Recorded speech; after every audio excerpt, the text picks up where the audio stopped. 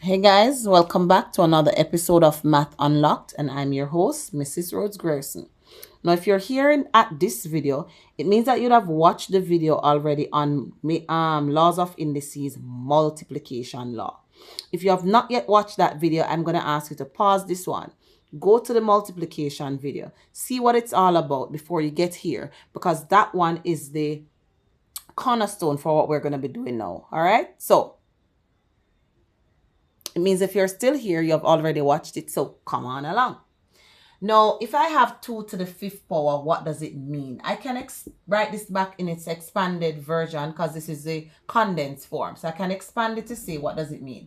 It means 2 was multiplying 2, was multiplying 2, was multiplying 2, was multiplying 2. 1, 2, 3, 4, 5. Remember that the power or the index tells us how many times the base multiplies itself. So 2 is multiplying itself 5 times. What is that being divided by? That's being divided by 2 to the second. So 2 is multiplying itself twice. Now, if you recall your little, how we can, when we have a fraction, that if we are multiplying our numbers and we have common factors, we can reduce. Now, what's happening here is that this 2 will go into this 2 one time. This 2 can go into that 2 one times. What does that leave us with? We realize that there are 3 2's here now multiplying itself, which can now be condensed to become 2 to the power of 3. Now, here comes the law of indices and what it says. If you notice here, this is 2 to the 5th power being divided by 2 to the 2nd power. Now, the law of indices of multiplication allowed us to add powers when we're multiplying. And the law of division is what you're going to realize now is that when we're dividing, we end up taking off. So that means that what the law is saying is that if you're dividing, you should be subtracting powers because 5 take away 2 is 3. In all cases, you go in that order. It will be taking the one from the bottom. The power at the bottom will be taken from the power at the top. And that will give us our resulting power. So 2 to the 5th divided by 2 to the 2nd results in 2 to the 3rd because we keep our base because it's the same base of 2. And the only reason why we could subtract the powers was because the base was the same. So we keep those in mind. Keep those in mind. When it comes on to the laws of indices, the first thing tells us that in order to operate with our powers, in order to do anything with the powers, it means that the bases had to be the same. And we're looking at what operation. Am I doing multiplication? I add powers. Am I doing division? I'll do the opposite of that, which is to subtract. All right, let's go. Let's look at this expression and see how we could simplify it using the division law. Notice that this big line here means to divide. Now I'm going to look at all the bases that I have here. I have number base, I have letter base, and I'm going to look at the base to see what does the rule says and how do I apply it. Now I notice that this number has a power on it. And this is a base of 3 raised to the power of 4. I notice that the same number is here, means the bases are the same, and both of them has powers on them.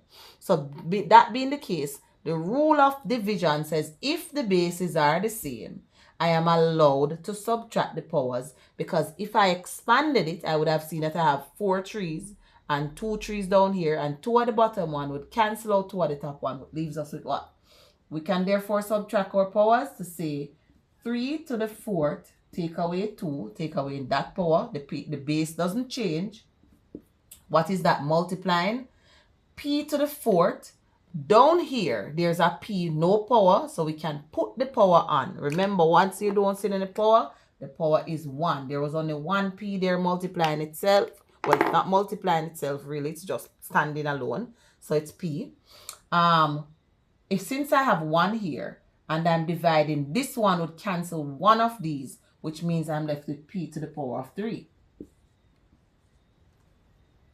Where am I now? I'm at Q. All of that was multiplying at the top, by the way, because there's nothing in between them, so they were all multiplying. Q now. I have Q to the power of 3 at the top.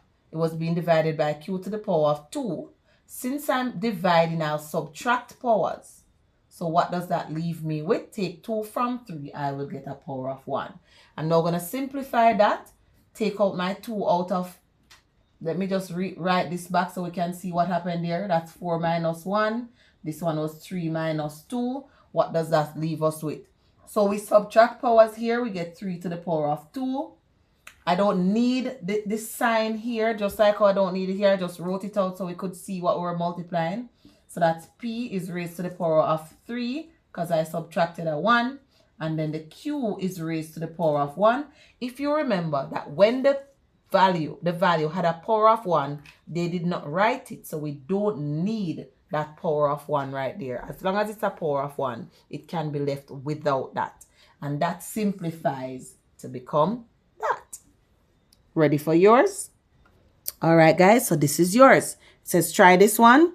You have 6x to the power of 7, y to the power of 3, all divided by 2x to the power of 5y.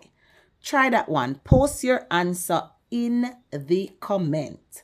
Let me see what you have done. Let's work this together. If you have not yet liked and subscribed, go ahead and do so we can have a jolly good time.